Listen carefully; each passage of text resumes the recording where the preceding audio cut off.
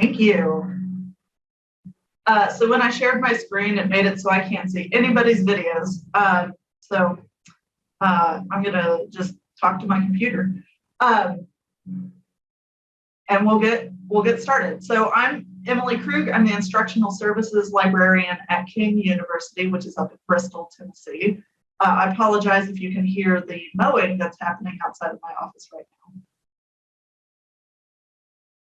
It is the time of year for that.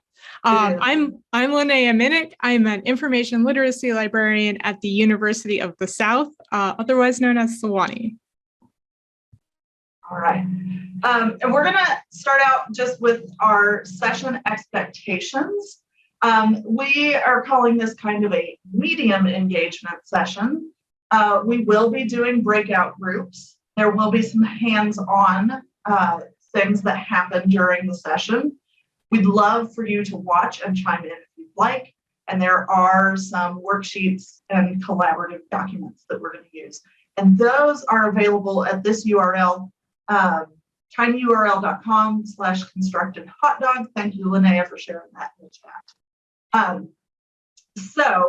I'm actually going to have you go ahead and click on that link. And are you still able to see what I have on Google Drive here? Because yeah. Okay, good. So in this folder that we've linked to, we're going to start with this document here that's opening activity, because we are going to start with a very serious conversation about research called What is a Sandwich? So this is an exercise that I do in my first year composition courses, and this is how we start it. I show this slide of different food items, and I ask students to work together to answer the question, what is a sandwich among these things? And so this is where we're going to do breakout rooms. What you're going to need is that opening activity document that's got all of our different food items. And we are going to break into small groups, and I'd like you to take a few minutes to decide among your group which of these is a sandwich and which of these is not a sandwich. And you're welcome to use outside sources.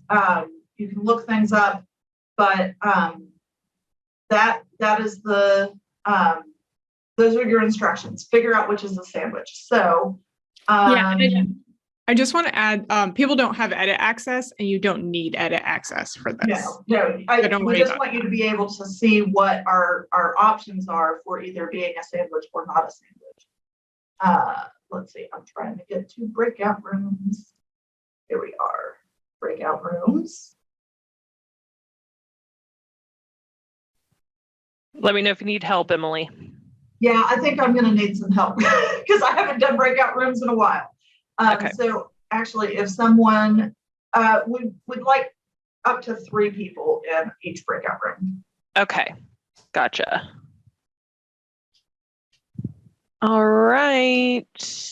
I may be talking. Are we ready? Okay. We're ready. Okay.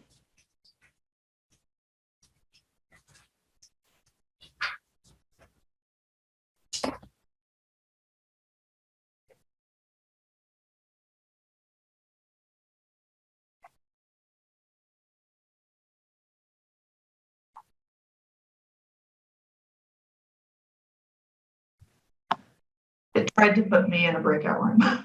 Oh no, sorry. So we might need,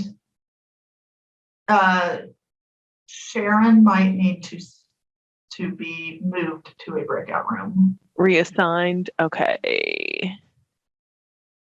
Let's see, move to. Oh, and I see room 4, there's just one person. 4, I moved Sharon to 4.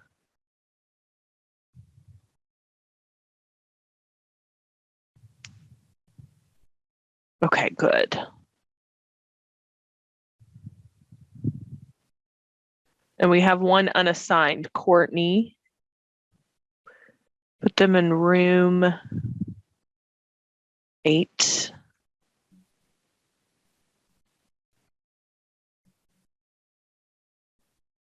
Or it's everybody else looking. Okay, I think we're okay now. Okay. There's at least 2 people in every room. One room has 4, so sorry. That's all right.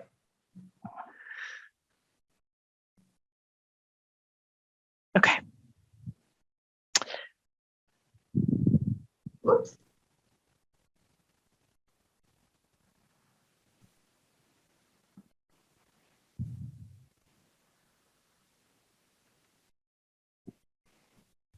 Okay, let's see here. So for those of you who just joined, I am going to send you to breakout rooms, and they will be able to tell you what they are working on.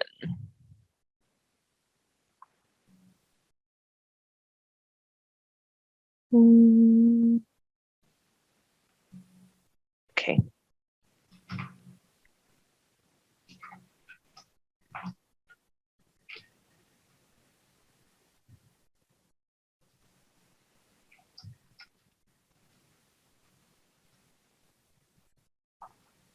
Shall we broadcast a message about how long people have?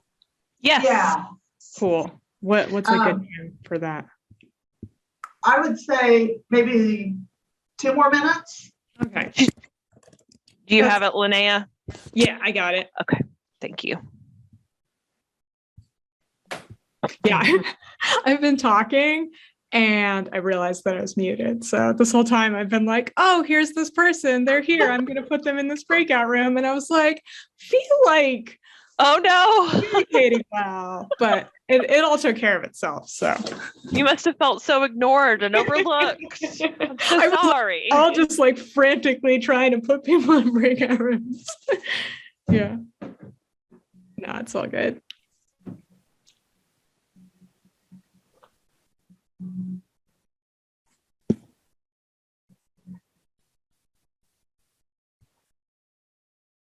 Hope we got another person. Yep.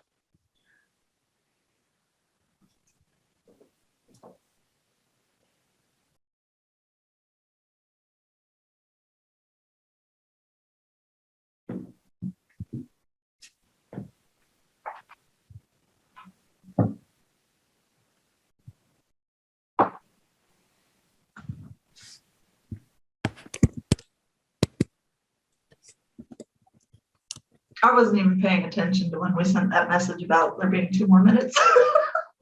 Oh, I'm gonna say probably at 10, 12, or sorry, 11, 12.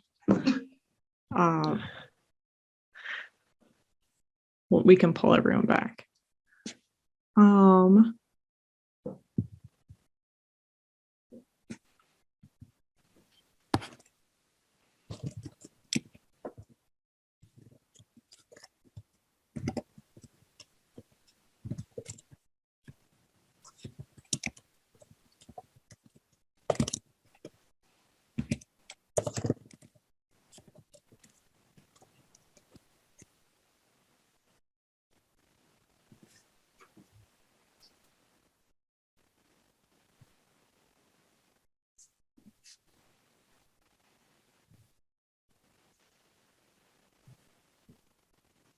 If you just got here, sit tight. You'll get to find out the excitement pretty soon.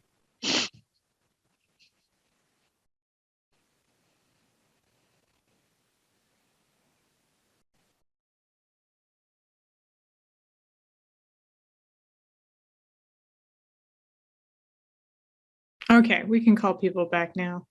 Yeah, Okay. let's do it. Oh yeah, and then they have a minute anyway, so. Whoops. No, it's okay. I feel like it's like a courtesy minute.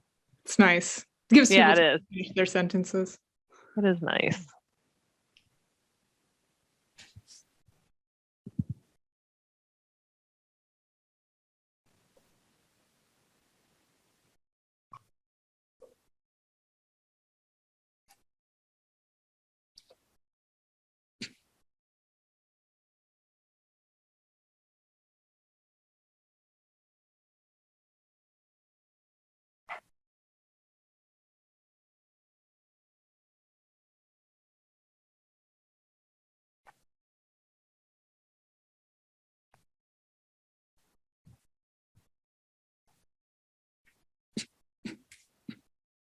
All right, people are coming back. And I believe that's it. All rooms closed. Excellent. All right, let me get my share back up. All right. All right, so this is an opportunity. We want to hear from you. What did you decide? Actually, I'm going to stop sharing so that I can see all of you. Feel free, if you're able, to unmute yourselves or type in the chat. Which of these things did you decide were sandwiches and which are not? You must be able to eat it with your hands. Not so that cuts out the lasagna. And I think we had definition bread on both sides, but separate with stuff in the middle. So no hot dog. Okay, I see a couple of people. Somebody says pizza is not a sandwich. Somebody else also agreed that not lasagna. Lasagna is more like a cake. I'm right there with you. Oh, somebody did say a hot dog was a sandwich. Oh, we were talking about 2 pieces of bread definitely being a sandwich. Mm-hmm. But what about the wrap that is 1 flat piece of bread-ish material rolled? Is it still a sandwich because it's not delineated and stacked? And we never did come up with a conclusion on that. Yeah. Okay, I want to add, Emily, go ahead. I've actually taught this. I'm a good friend of Emily's, and I've actually used this in mine. I want to add a quesadilla. Because I think quesadilla, Ooh, that's wouldn't a that good add one some, to add. wouldn't that add some really interesting problems to this little equation? That's a good point. Yeah. Somebody said something about the legal definition. Funny you should mention that, because in Ireland, what you buy at a Subway does not count as a sandwich because it is not the bread in a Subway sandwich has too much sugar to be classified as bread. You know, it depends on where you are in the world. I would argue that the cheeseburger, the ham and cheese, the hoagie hero and sub, those are all sandwiches. I'm not sure an ice cream sandwich is actually a sandwich because that's not bread, that's a biscuit or cookie. But I would also argue that a hot dog is a taco.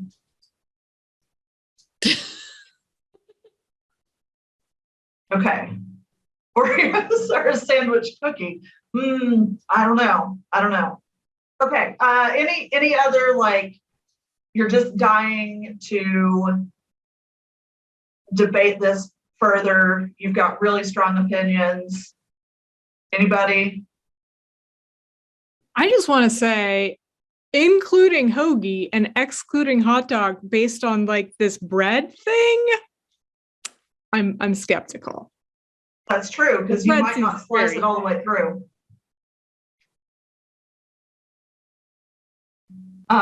Yes. So we also got into the ethnicity of were we not expanding were we excluding items because they weren't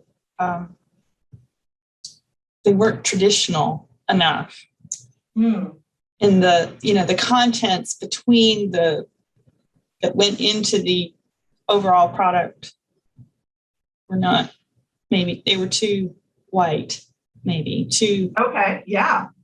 That is not something that has come up when I've done this with students, but that is a very, very good point. I did this in an 8 a.m. class, and a student said, I feel like you're trying to start something, and it's too early for that. So, yes. All right. So this is a really silly exercise. I admit it. But I have done this now for about a year. And it is an exercise that I find is students really, really get into it. So I'm going to go back to my screen share so we can see the presentation. Part of why I think this goes over so well is that students are really comfortable with making these arguments about everyday items. But it's really hard to make an argument when you don't know the language. And so I'm going to turn things over to Linnea. Oh, wait, no, I forgot we were going to do this Q&A part first. So what are some terms or categories in research that students struggle with? And feel free to answer this in the chat.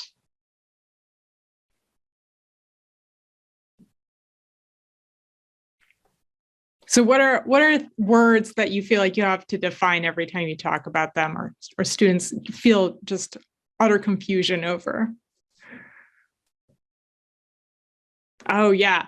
Yes, Mary. I feel like journals is something that I'm always explaining. I get students saying the word novel for everything and book for everything. I'm always intrigued by that.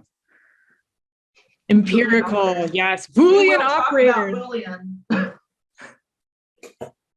Yeah, database, peer review, scholarly, academic source versus scholarly. Why do we use so many words for this? Yeah, peer-reviewed source, popular sources, primary research. Yeah. Okay. Yeah, I think your answer, library source. I think your answers hit on a lot of the things that we identified as well. Peer-reviewed, primary sources, journals. Yeah. Okay. All right. And then we've got another question here. How does this affect students' approach to searching? And here you can think about thoughts, actions, feelings, any way that this affects the students' searching and research. Google everything. Yep.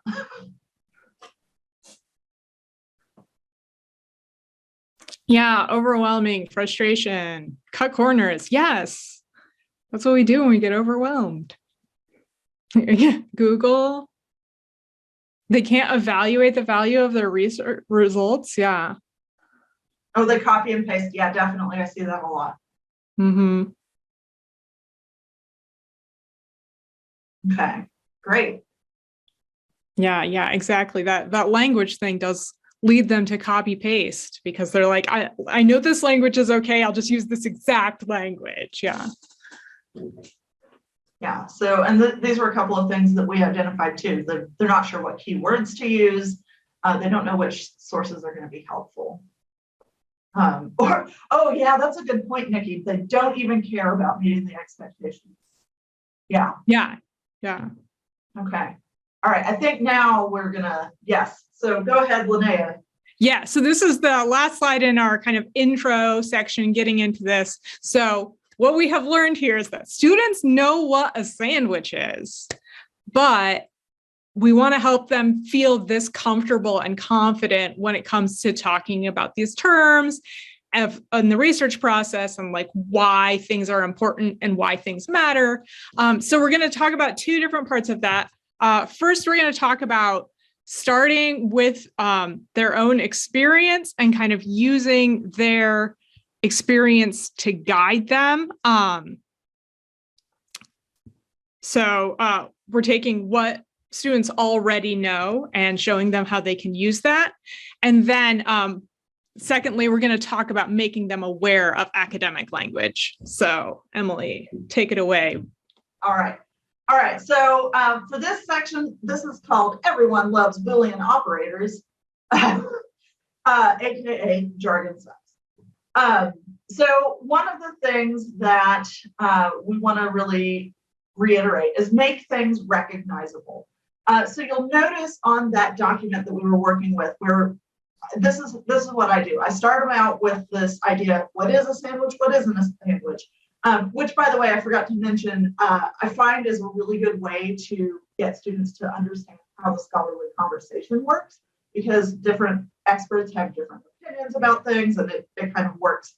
But I give them that sheet of paper, or I print out a sheet of paper when I do this in person that has those ingredients listed. So if we go back to this document, I've got these different ingredients listed because the idea of these are the ingredients that make up these food items, it works like keywords. And so this is what I do when I'm teaching them Boolean. I ask them to identify, okay, which of these items has cheese and lettuce?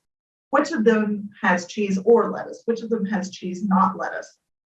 And what I do is I have them actually do 3 columns on a sheet of paper, and they write down what each of these are.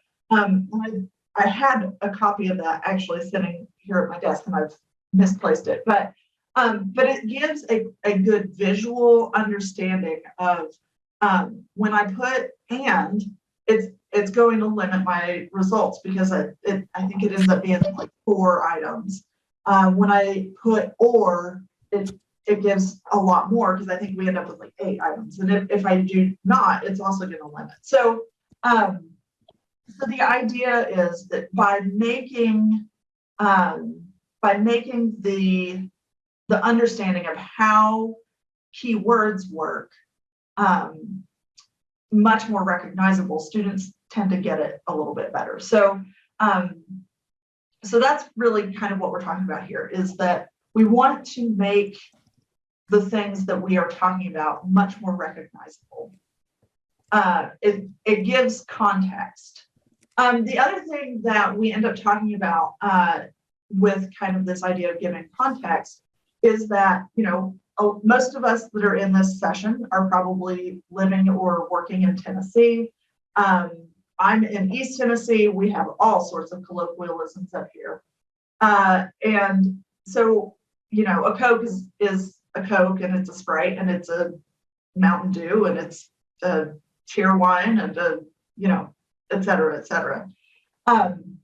So we don't always realize that the words that we use are influenced by where and when we were raised or live, and so that's part of why I include hoagie / hero / sub, because essentially these are the same sandwich, but depending on where you're from, they might be, there's a lot of passion behind whether or not it's called a hoagie or a hero. And so that's another thing that we talk about is we've got to understand how the language we use impacts the searches that we do. So how do we get from jargon to language? So I'm going to turn it back over to Linnea. Yeah, so we've shown how students have a lot of knowledge that they can use. Oh, can we switch it back? Yep. Awesome. I need my subtitle. Students have a lot of language that they can use related to the kinds of things that we're doing in research and looking at databases. So they obviously are like making decisions in their lives based on things that like Boolean operators can tell them about. But using words like Boolean operators or primary source or all of these things, they don't feel to students like language. And so we want to kind of like get this from jargon to language. So giving students the words that they need in order to do this research task. Next slide. So one way that I like to introduce this in some of the classes that I teach is by using the Star Trek episode Darmok from Star Trek: The Next Generation. And this is just a really interesting episode because it's all based around just like the complete lack of communication between the crew of the Enterprise and this alien group.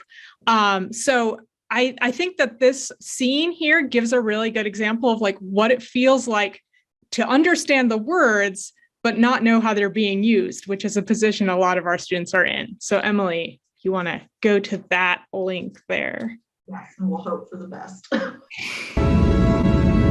Brian and Jerry and Luca. Rai of Luwani, Luwani under 2 moons. Jiri of Umbaya, Umbaya of Crossroads, at Lunga. Lunga, her sky gray. Rai All right. and Jiri Thanks. at Lunga. All right. I just learned how to make clips on YouTube. I'm pretty excited about it.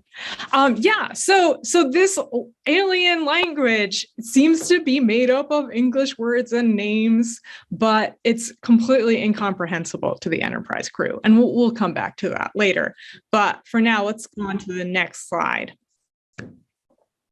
So academic language, including the language of research, is a dialect. Students, actually, none of us are native speakers of this dialect. Like we in this group probably speak this pretty well, but like we didn't grow up speaking it. It's not the language we learned from our parents, or at least for most of us. So some students have learned this language in their prior schooling, but others, often those from less privileged backgrounds, will be trying to learn this language in college, which means they'll be coming into college knowing almost nothing. Next slide. So my background, before I got into libraries, I taught English Comp for 12 years. And so in English Comp, this idea of like this academic language as kind of a foreign language, something that we need to talk about and teach, is kind of present. I wish it was more present, but these are some books that are from the comp world. The first one, Cultivating Critical Language Awareness in the Writing Classroom by Shauna Shapiro, is actually came out this year, and it's about this idea of critical language awareness, which examines the social, political, and cultural aspects of language in the classroom. So that is really helpful when talking to students about academic language and like why they might choose to use it, and also the aspects of like, this isn't like a superior language than your home language. Rhetorical Grammar, the second book here, is based on the premise that phrasing and word choices have an effect on communication, which we kind of know, but it's really nice to have it spelled out like that.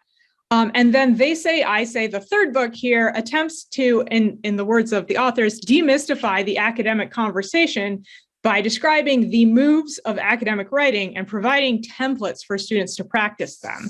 So the main template they use is based on They Say, I Say. So it's like, they say this, I say this, and it's really representing the scholarly conversation for students. And they switch it up a lot. They say, okay, like, what if you're agreeing? What if you're disagreeing? What if you're agreeing but with a difference, which is like that classic academic thing that we do where we're like, well, yes and no. So all of these books highlight the importance of language for those coming into the academic world and hoping to participate in the scholarly conversation. But they're not really doing much with the research process and like what we do as instructional librarians. So next slide. Yeah, it would help if I was I'm looking at my slides. Okay, yeah, so students who are less familiar with this dialect have trouble finding information. And I've broken this down into like 3 different areas that this really affects the research process. So we've got vocabulary. So they don't have the research vocabulary, just like we talked about in the opening Q&A with like peer review and Boolean and all of these things. So they can't name source types a lot of the time. They know they need to find a source, but a lot of times they'll just kind of think of it in this amorphous way because they don't have the terminology for it. They don't know search methods, so finding things in databases versus finding things in Google versus looking in books, reference books, other books, all of that. I don't want to get too deep into the linguistic stuff, but there is like a little bit of correlation between like when we have the vocabulary for something, it's easier for us to think about it. Like we're all kind of familiar with that idea. And then producing the language. Students don't know which words or phrases to use. So they don't know how to phrase a research question, which really involves a lot of academic vocabulary. And they don't know how to find keywords to put into the databases.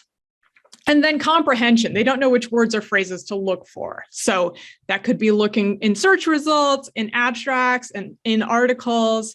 If students find an article that has a title that they're like, this sounds good, they might get immediately bogged down in the academic language of the article itself. So comprehension is difficult too. All right, next slide.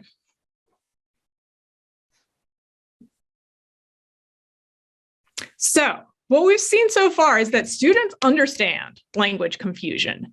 They get this hot dog sandwich thing. They know that like context affects categories. Language is squishy. Sometimes it's hard to define something. Sometimes you might want to define something in two different ways. Two things can be true. That's a really academic idea, and students get it in the sandwich area. So we want to transfer that. And then students also understand dialect differences. They understand that language is different in different contexts, and what means one thing here might mean another thing over here, or it might be called something different. So we want to build on that. So I'm going to give some strategies that I've used and talk about like how they play into this language idea. Next slide.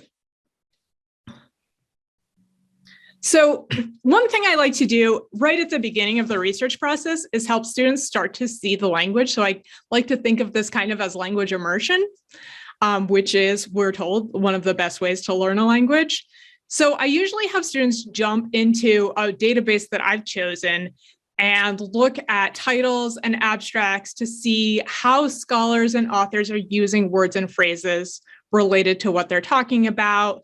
How scholars are talking about their own work and the work of others. So how they're kind of doing a little bit of the they say, I say thing. And then how they're talking about factors and issues involved. So I have an example of this on the next slide.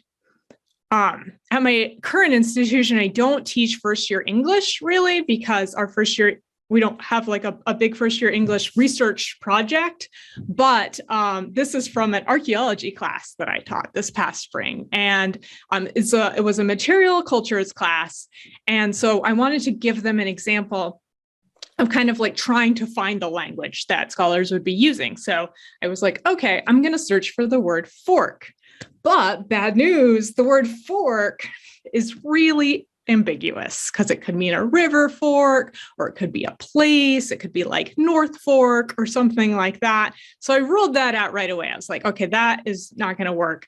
So instead I used the word cutlery, which is like a fancier word for forks and other stuff like forks. And then I limited to archaeology. So I'm in JSTOR. The screenshot is from JSTOR. And in JSTOR, you can limit by subject. So it's pretty handy. So now I can see what archaeologists are saying about cutlery. So I can see that like this top one is about the material, culture, and social context of dining. And so it's like, oh, what are people doing when they're sitting down to eat? And then we've got the second one is about a group in early modern Torneo, which I've learned is in Sweden. And it's about, it looks like migration and material transformations, travel. And then the third one is about worked bone and is talking about a group in Orkney. And so I can kind of look through these results and get an idea of like the places that people are talking about, the kinds of ideas that people are talking about, how archaeologists are discussing this. So that's the language immersion side. And then we can build on that. Next slide. Thanks, Emily. You're welcome. So we can build on that first in writing research questions. So this is kind of the first task where it's like, okay, now you have to produce the language yourself. And we can talk about this with academic language in the context of first year English, but this also works in any like early level subject class, like this archaeology class, where students are just they might know the academic language, but they might not know the archaeology language. So again, they have to learn this language. So I borrowed these three qualities from UCLA's tutorial, Crafting a Research Question. And we're sharing these, you have access to these slides, so you can go to that link. It's a really great tutorial. but they talk about research questions being focused, being feasible, and being appropriately complex. And so I'm going to look at that with the archaeology sources. So Emily, if you want to go to the next slide. So as students are starting to like think of research questions, I say, okay, let's look at questions scholars are asking.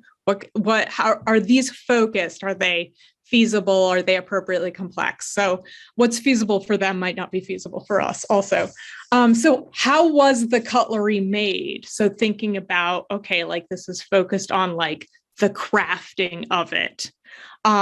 Who is the manufacturer? So that probably wouldn't be a research question because it's not appropriately complex. It doesn't really like show the significance of the manufacturer, but it's a question that we might ask on the way. And then other questions we see in here, how did the cutlery get here? What groups is the cutlery associated with?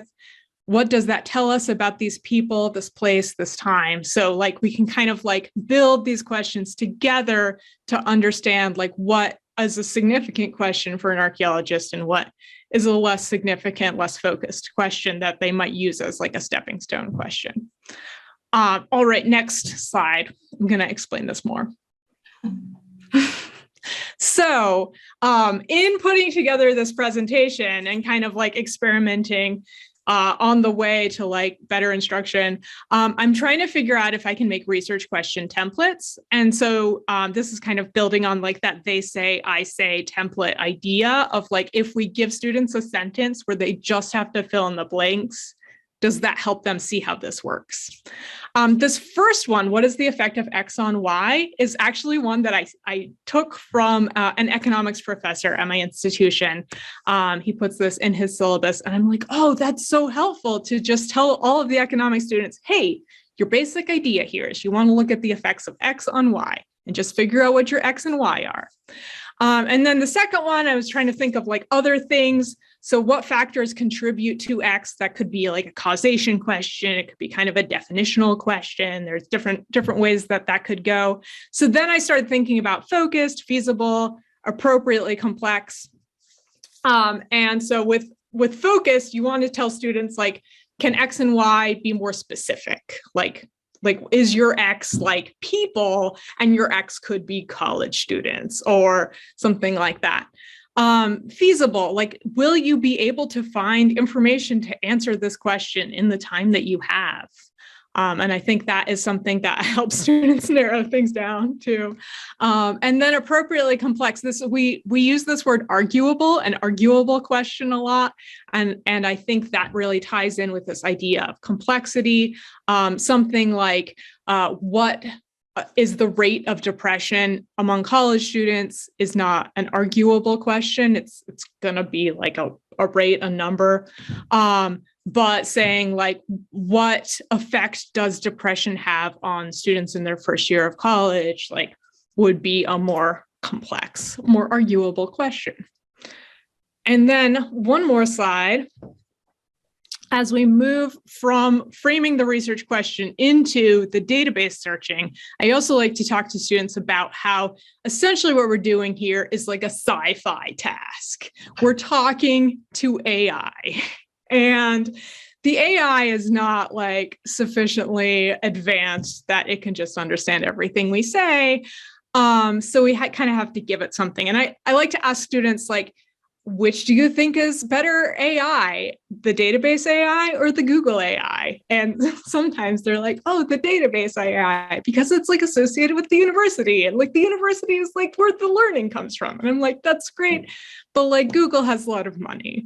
Google's putting a lot more into their AI. And that's why Google can understand a sentence, whereas the database isn't going to be able to just understand a sentence. The database needs keywords. It needs you to kind of like translate it into chunks that it can understand. And then the databases can only find what you ask for. So if the database doesn't associate the word that you put in with your topic, it's not going to pull out your topic. It's going to pull out the other thing that it associates that word with, which was a problem with my word fork that I tried earlier. And so we want to think about synonyms and this again plays back into that idea of dialect and what is a sandwich and all of that. Like synonyms are complicated. So that's kind of like those are the things that I use to kind of give students some language grounding as they get into this, from language immersion to forming a research question to actually communicating with the database about the question that they have. All right, now we're going to do an activity. Woohoo! All right. So what we're going to do, we're going to go back into our breakout rooms. We may have to like reconfigure because I think we've had some more people come in. And we're going to look at these are some actual research questions that these students had instruction on how to format a research question and probably still need a little bit of help. And so in your groups, what we'd like you to do is take a look at these research questions, talk about the context. What are these students missing? And then talk about some strategies that we could use to help students experience, or how can we use their experience with language to clear things up. So yes, we will get the link into the chat here in just a second. And then let's see here. Gotta find my controls. I'm gonna stop share so that we can pull this link.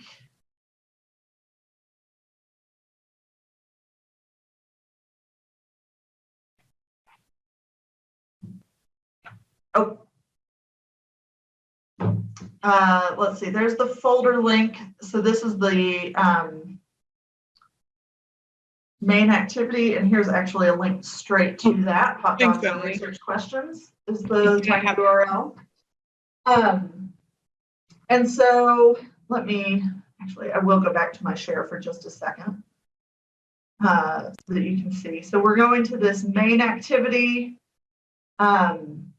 And what you're going to do in your groups is you all can pick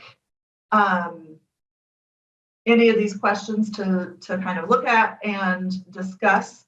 But the things you're going to talk about are what things are the students missing from context, and strategies that we can use to help clear things up. So if we could have our hosts help us put folks into breakout rooms. I gotcha. And how long do we want this activity to be? Let's go for about 5 minutes, and then we'll see if we need more time. Okay. Sounds good. Ready? Ready.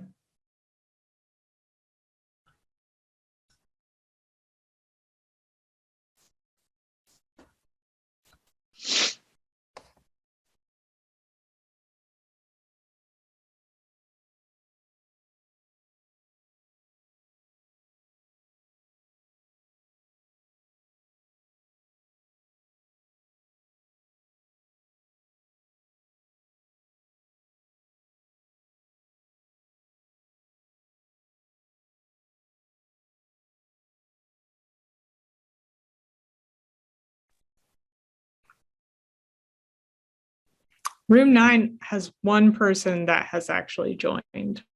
Okay. Let's see. I'll put them in 5. Awesome.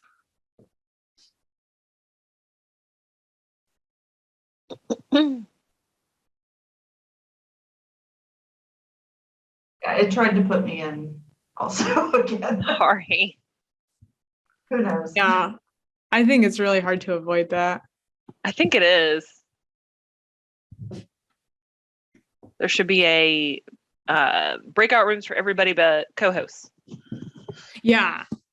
But it wouldn't let me do that. I know. I'm always trying to move professors into breakout rooms. I'm like, sorry.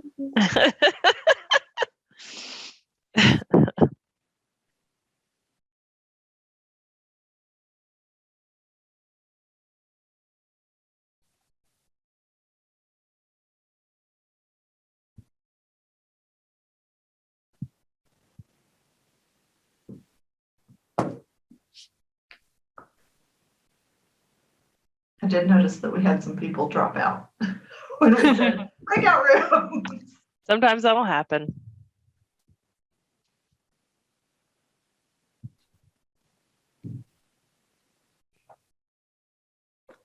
Yeah, I think 5 minutes is good because it's not asking people to like talk for a long time. Oh, Maya must have accidentally gotten kicked out. Oh no.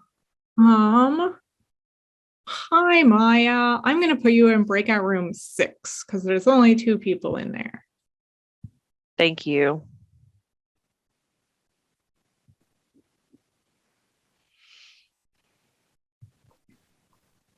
And they can tell you what they're doing. Okay, she joined. Good deal.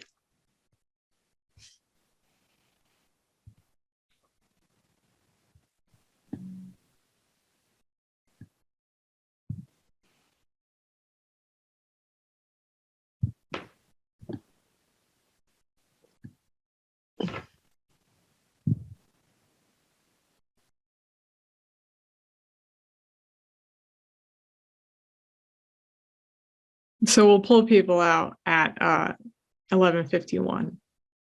They'll be fine. Works for me. And then they'll have that 1 minute buffer.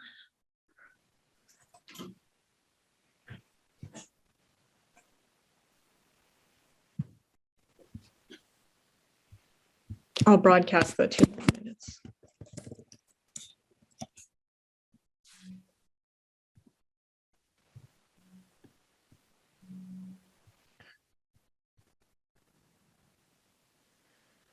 Hi, Catherine. We are in breakout rooms. So I am going to send you to join someone. We have 2 more minutes of breakout rooms. Okay.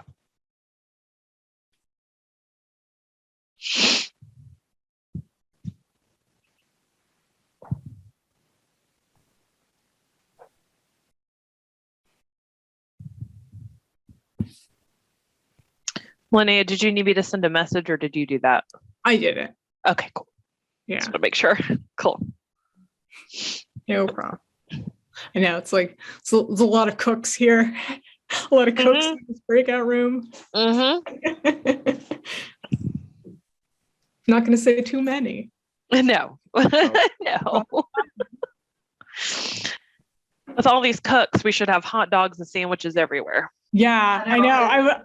I saw people in the chat being like, we should have done this after lunch. I feel like this is the best session to have before lunch. Yeah, this is the appetizer. Ready for lunch. I'm gonna eat some ramen, so Oh, it's not a sandwich. it's not a sandwich.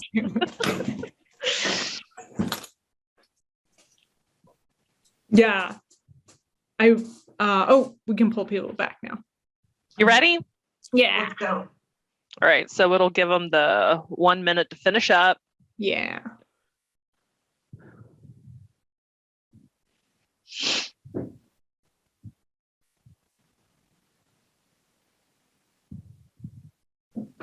Yeah, and then even if people aren't done with their conversations, we can have the big group conversation.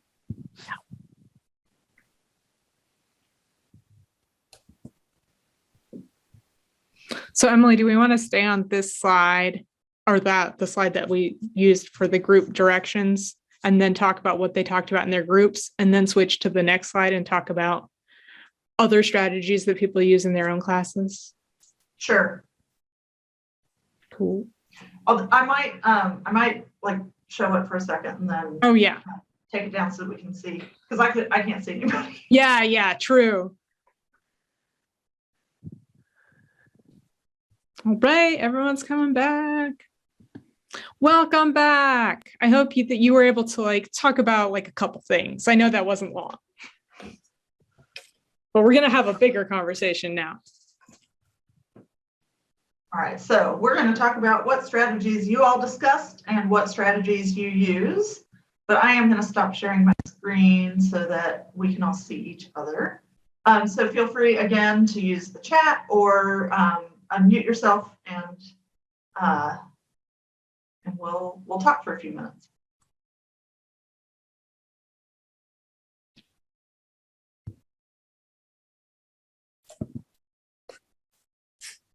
Anybody want to start us out? I think one thing that I frequently find with freshmen, though I've been doing enough work with it, it's getting better, but is that they are overwhelmed by the thought of this first paper, and 5 or 6 pages or whatever it is just like, and so I have to have a big topic because I have to have enough, and trying to get them to understand that a smaller topic is actually it's much easier to write a paper if you've got all your results are very focused. And it's very hard to write a paper when all your sources are talking about completely different things, and you're trying to have to now find connections.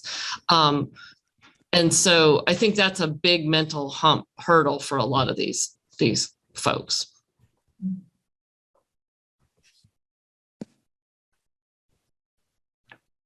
Yeah, that's great.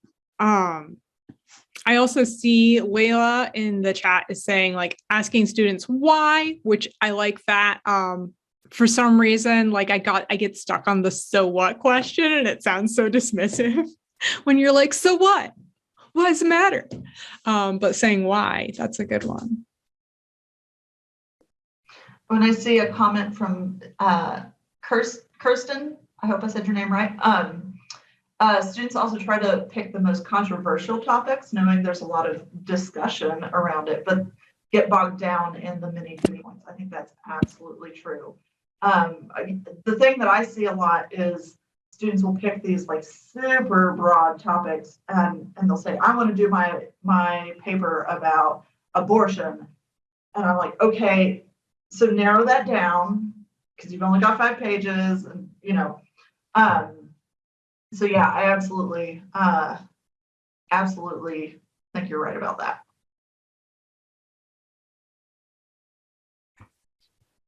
Yeah, that I like this comment about helping students look at the databases to help them figure out keywords to use. Yeah, seeing what words the databases already know.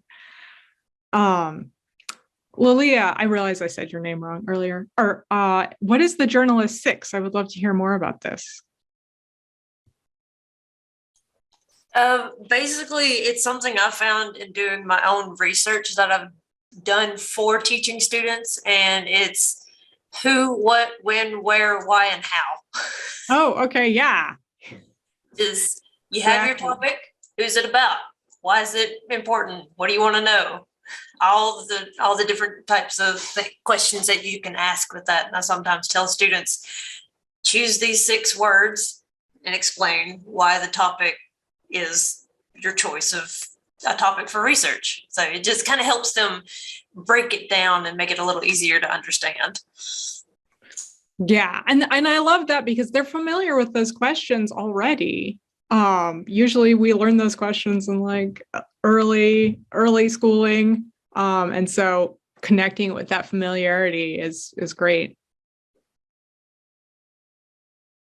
I've used the 5 W's of journalism as well, but I like adding that 6th step of so who, what, when, where, why, but then adding either so what or how. I think that really helps pinch that last element of like, why is this important to you?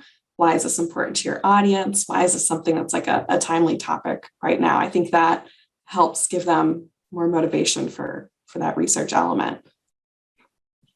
Yeah, thanks. Mary Jackson, this I think that like this idea that you're bringing up about like to let students do controversial topics or not to let students do controversial topics is a really interesting question. What strategies do people use about that? I mean, a lot of times we're not in control as librarians of like what topics students choose, but like thoughts, feelings, concerns. This is coming from my comp people. They just refuse to do it. And so they spend a lot of time in class working on topics. It has to be something that relates to them, and they prefer it to be local issues. And by doing that, we've gotten really, really much more interesting topics. And you still get, should college athletes be paid and stuff like that. We can't always avoid some of it. But we don't do abortion, we don't do gun control, there are just a bunch of topics that are off the table.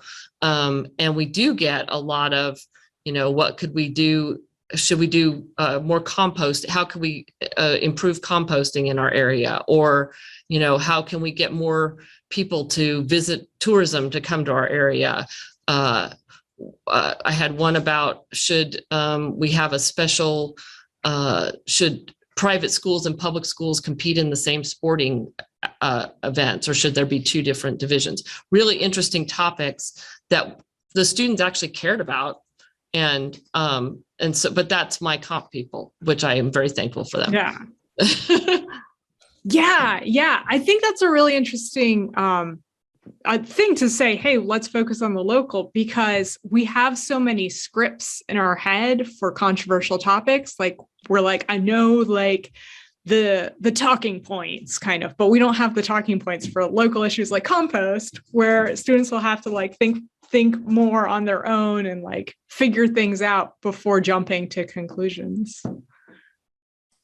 Yeah. One of the most interesting research topics I've helped with recently was for an advocacy speech where students have to pick like a people group to advocate for. But this student actually picked monarch butterflies because in high school he raised monarch butterflies and released them to help regenerate the population. And so we found all sorts of cool stuff about their migration patterns and habitats and things like that. So like also having like a specific people group in mind that you can advocate for is helpful if you go beyond the just informative stage of things with like a speech or a composition paper.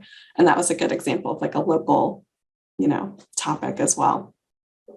I'm really liking this idea of local things, just because I think that's another area where, you know, students are going to understand the things that are happening in their community. And so that would be, I think, a good bridge between kind of the language they're already familiar with and the language that we use in academia. So that's, I will say with that, Emily, one of the things that we have a lot of things about our school. So like if they can't think of something like, well, what's something you would like to improve about Milligan? And so one of the things is cafeteria and dorms. Oh, but dorms opens up the whole terminology about how we talk about academic things. So they don't usually have dormitories in the databases. Campus housing, you know, there's all this terminology. Same thing with cafeteria. It's not cafeteria, it's food services. But again, it gets you into terminology and saying, okay, what is the jargon, the terminology that we have to use to talk to the AI to get the results for the things that we want to do. There's a lot of stuff about student housing, and there's a lot of articles about food services on campuses, but you have to have the right terminology to get to it. But they're very passionate about those topics. And so let's write about it.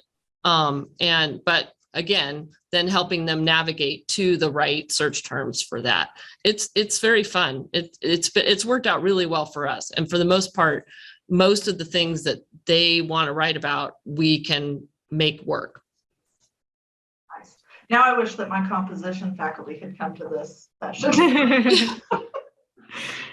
It's very connecting. Yeah, so this reminds me of like back when I was a comp professor, I would get students all the time who were like, I want to write about like basketball, because it's like, you know, we're like, write about what you're passionate about. But the kinds of conversations that people have about basketball don't often translate very well into like the scholarly world. So it's kind of thinking about like, okay, how can you talk about this thing that you're familiar with, but with like the language that will like actually help you find these sources? It's tricky. How do you write about, I think the most recent one was LeBron James being the greatest of all time. Like the student wanted to write an argument paper about this. And I was like, oh, let's think about that. Right. Oh, sports betting in Title IX. Interesting. Yeah. In the chat. Thanks. All right. Well, I think, are there any other comments or strategies that you all use? This has been really great, and I kind of feel like Linnea and I were the presenters, but I feel like I've learned a lot from you all. I love how active the chat has been. Yes. So we've got a few more slides to kind of wrap things up, but we are we're kind of in the home stretch. So, and of course, obviously, feel free to reach out to us if you think of other things or want to share other things. But Linnea. All right, we're going to finish up with some more Star Trek. So this episode is about Captain Picard, who you might recognize here, Patrick Stewart, gets beamed down to a planet, like kind of kidnapped by this alien captain who he can't understand. And they spend the whole time trying to talk to each other, and like the communication isn't happening, and towards the end they're actually under attack by like some being on this planet. And so I'm gonna play 2 clips, but I'm gonna say something in between the clips, and actually Emily's gonna play the clips because she has the controls. So go for it, Emily, play the first one. So this is Picard starting to understand. Shaka, when the walls fell. Shaka, you said that before. When I was trying to build a fire. Is that a failure? An inability to do something? Darmok and Jalad. At Tanagra. I remember the words, but I don't understand. Okay, so that's the end of that clip. And then I cut this up because it was really long otherwise. But so he's starting to understand. He's like, I know the words, but I can't understand them. And so he's finally gotten to that point where he's like, what is going on? There's meaning here. And that's kind of where we want students to be, is to be like, there's meaning here. It's not just nonsense. And then the alien captain says, Lazani, his army with fist open, his army with fist closed. And so go ahead and play the next clip, which is Picard trying to figure that out. An army with fist open to lure the enemy with fist closed to attack. That's how you communicate, isn't it? By citing example, by metaphor. Ozani's army with fist open. An army with fist open to lure. So after Picard realizes, he's able to put the other captain's strategies into action, and they win the fight. And they also build diplomatic relationships between these 2 groups that could never communicate before. And I love this example of sense making, and I really encourage you to like watch this whole episode. It's called Darmok, Darmok. So once the language barrier is overcome, that's where students can really start to like be a part of a scholarly conversation, which is what we're encouraging them to do. And they can bring themselves to the scholarship and the research. And just like we're talking about with like researching things that they're passionate about, writing about things that they're passionate about, once they understand the language, it's a lot easier to do that. All right, and then we have one more slide. So these are the 3 things that I put on my slide, the 3 books. So there's their references there. And then our last slide.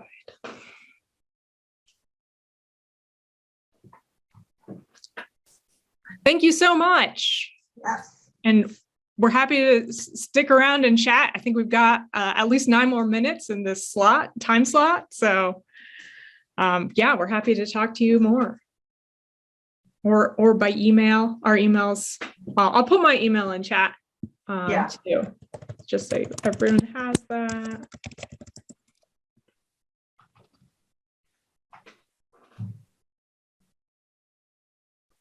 Thanks for coming.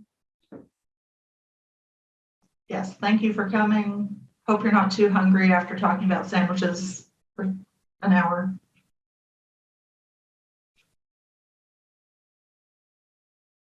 Everyone's ready for lunch. Mm-hmm. I'm telling you, this was the appetizer. Yeah. I got all of us salivating for lunch. I'm especially hungry for quesadillas now.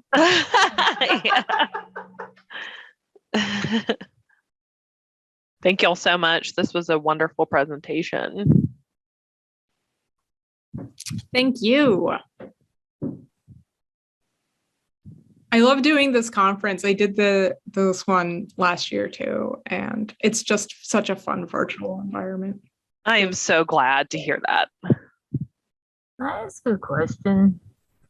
Yes, please do. I joined late. Sorry, so I missed most of your presentation. It sounded like it was pretty good. I'm Sally, catalog librarian and serials. But anyway, I do some instruction. I was just wondering because I wrote a story, but probably hokey, to be like a story walk to teach databases. It's called One File, the Lonely Database. That sounds awesome. Or maybe I should. I got your email. Maybe I should send you a link.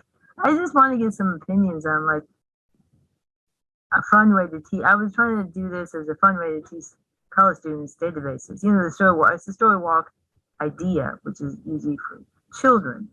This is for college students. We had it posted on our campus. I don't know how many people have read it, to be honest. I had a link to it on some of our pages and stuff on the library page, but I actually put it on LinkedIn. I got some interesting comments there.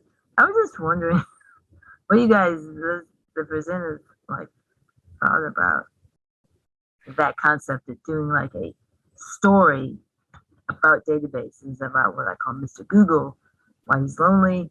No, why he's not lonely and the database is all lonely. I just kind of I'm not familiar with Storywalk itself, but this idea of kind of like narrativizing databases is something that I've been thinking about a lot. Because I'm wanting to like create a twine game that kind of like brings it, which is kind of like a choose your own adventure kind of thing where students are making choices. And it seems like Storywalk might overlap with that. Please email me about that because I would love to hear more about it. Emily, do you know anything about Storywalk? I know that my local public library has done some Storywalk things. They partnered with a local park to do like a yeah, it also goes along with getting outside and being active.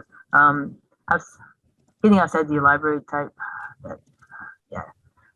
Let's move in libraries. That movement in public and academic both. But so it goes along with that. And I just thought, and I'm a biking librarian. I like to be active. I commute by bike, and I think getting outside is very, very important, especially with COVID.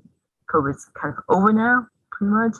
We're in the new normal, but we're still Zooming, which is fine, I guess, for conferences. It works out for good. But anyway, I'll send you that link.